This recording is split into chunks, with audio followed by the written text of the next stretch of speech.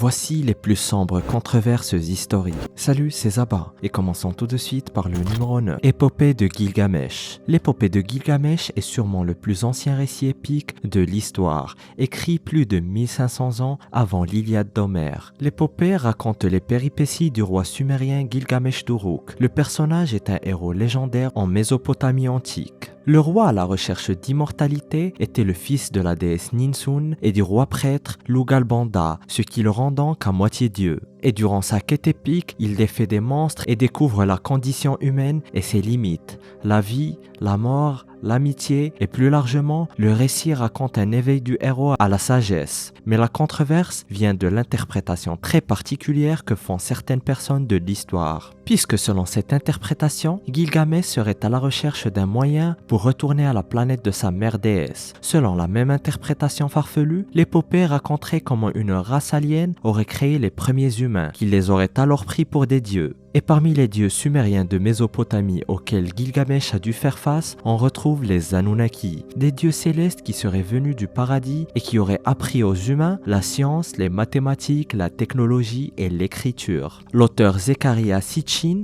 a même écrit un livre où il prétend que les anciens Sumériens croyaient que les Anunnaki seraient venus d'une planète mythologique nommée Nibiru. Il a même créé avec deux de ses confrères auteurs, Eric von Daniken et Emanuel Velikovsky, un club d'historiens. Historien entre guillemets bien sûr, dans lequel il essaie de prouver que les textes mythologiques antiques ne sont pas que des histoires. Bien sûr, cette notion est purement et simplement rejetée par les historiens et les scientifiques du monde entier. Mais ça n'empêche pas les trois auteurs de croire que les anciennes civilisations étaient si avancées car elles ont eu un accès direct à des technologies ainsi que des savoir-faire extraterrestres. Numéro 8. Archives apostoliques du Vatican. Sous la cour du musée du Vatican se trouve pas moins de 85 km de tablettes d'étagères contenant 2000 ans de documents secrets. Elles sont plus connues sous le nom des archives secrètes du Vatican. Et d'ailleurs, c'était leur nom officiel jusqu'en 2019 où la dénomination secrète a été abandonnée. Bien que le qualificatif de secret signifie plus privé que dissimulé, puisque les documents étaient réservés à l'usage du pape et de son entourage seulement. Et pour plus de 2 millénaires, ces archives ont été le sujet de spéculations et de théories en tout genre, ainsi que de nombreuses controverses.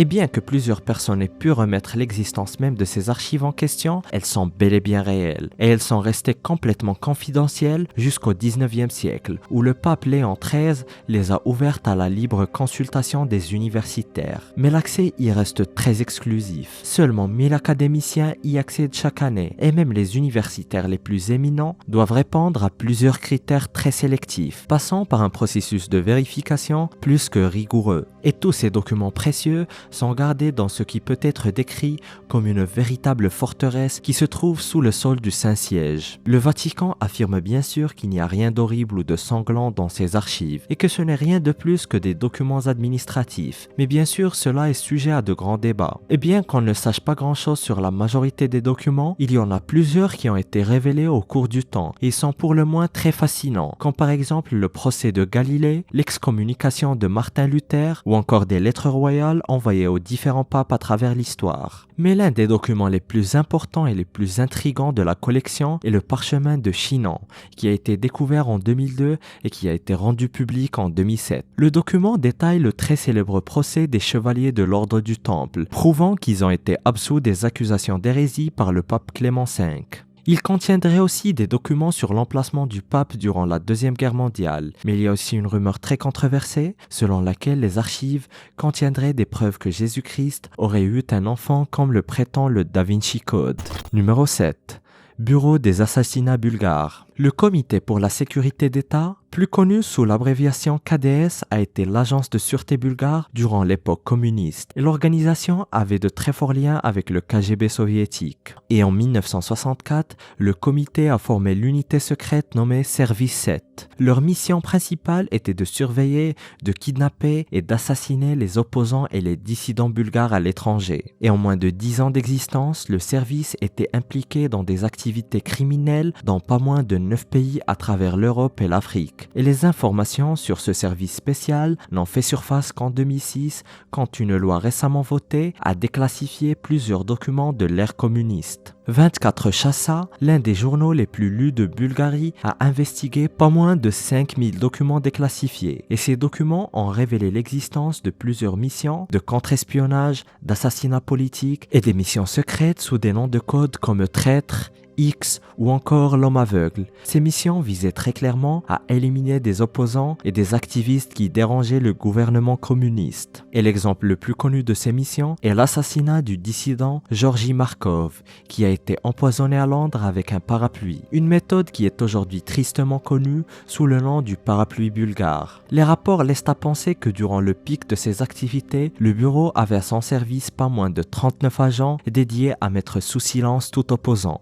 Numéro 6. Fichier Kennedy. Les fichiers Kennedy ont été cachés par le gouvernement américain pendant des décennies. Ces archives contiennent des informations directement liées à l'assassinat de John Fitzgerald Kennedy. Et les fichiers sont les sujets de plein de théories, allant des plus sensées aux plus farfelues. Parmi ces dernières, on retrouve la théorie voulant qu'il y aurait d'autres personnes liées à l'assassinat du président américain autres que Lee Harvey Oswald. La rumeur voudrait qu'il y ait plus de 35 000 documents dans ces fameux fichiers. Plusieurs documents des fichiers ont été rendus publics au fil du temps, mais ces documents étaient sélectionnés avec soin et ne contenaient aucune information intéressante. Mais la controverse réside dans le fait qu'en 1992, le JFK Records Collection Act a été voté. Cet acte stipule que tous les documents des fichiers Kennedy devaient être publiés dans un délai de 25 ans. La date butoir était donc en 2017, sous le mandat de Donald Trump. Mais encore une fois, quelques documents seulement étaient publiés et tous étaient sans importance. L'administration Trump s'est cachée derrière une clause qui stipule que les fichiers pouvaient être gardés secrets s'ils présentaient un risque pour la sûreté nationale, en promettant que les fichiers seraient rendus publics le 26 octobre 2021. Mais encore une fois,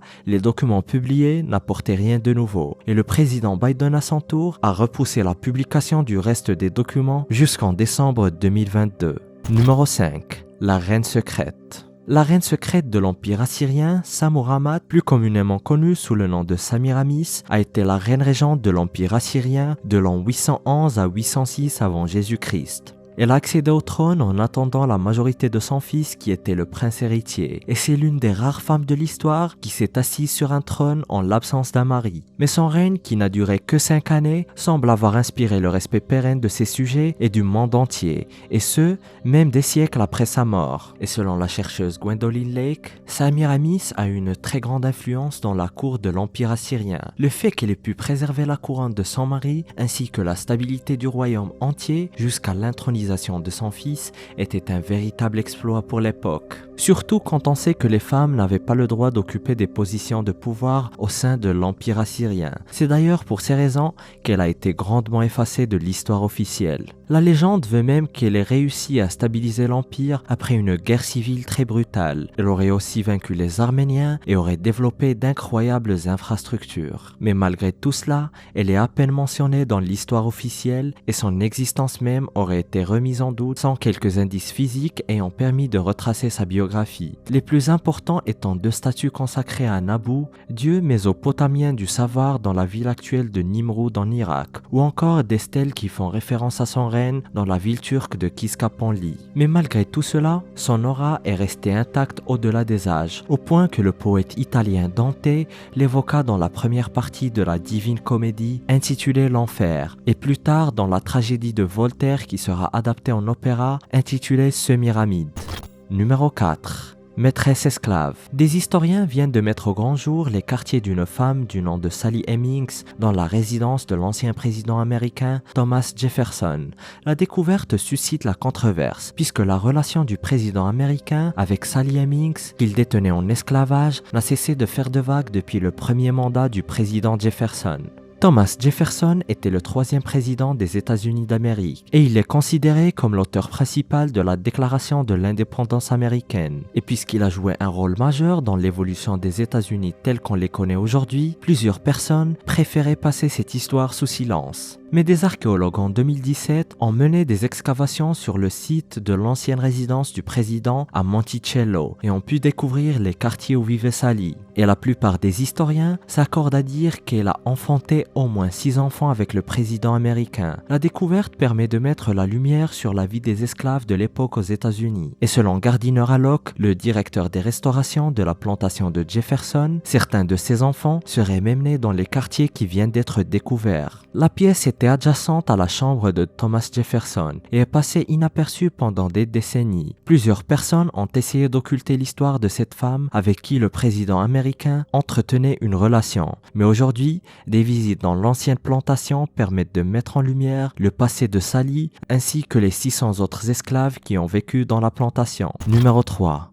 Unité 731. L'unité japonaise 731 était un programme de recherche japonais qui a tourné terriblement mal. Ce programme était l'un des plus grands et les plus sombres secrets du Japon, jusqu'aux années 90 quand les informations ont commencé à faire surface. L'unité a été formée afin de mener des recherches sur des épidémies, des virus, des produits chimiques ainsi que des armes. Et au départ, l'unité a commencé comme une agence de santé publique, travaillant avec des volontaires militaires, mais ils ont très vite viré de bord et ont commencé à mener des expériences sur des prisonniers. Les expériences menées étaient horribles. Les prisonniers ont subi toutes sortes de sévices au nom de la science, comme par exemple être congelés vifs ou bien on leur injectait des maladies comme la peste ou le choléra afin de tester de potentiels remèdes.